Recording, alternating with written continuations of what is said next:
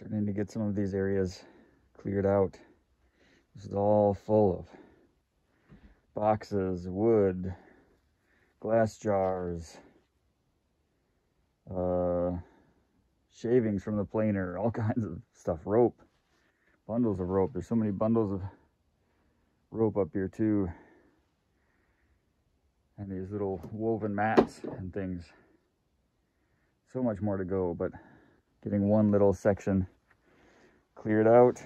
And see, like this, I can lift up the board and I'll get these out of the way. And then you're looking down into the kitchen, which fills up with more and more things over and over again as I lower it down from up above. Lower down a bunch of stuff, clear this area out, and lower down more stuff, clear it out again, and repeat and repeat and repeat until finally someday it'll be all cleaned out.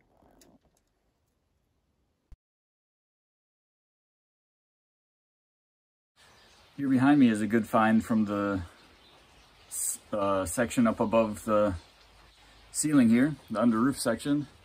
A really nice, complete set of wooden steamer boxes, seiro, including the lid up at the top and the steaming base right here that goes on the hagama, where you boil the water to create the steam. Really nice, full handmade wooden set here.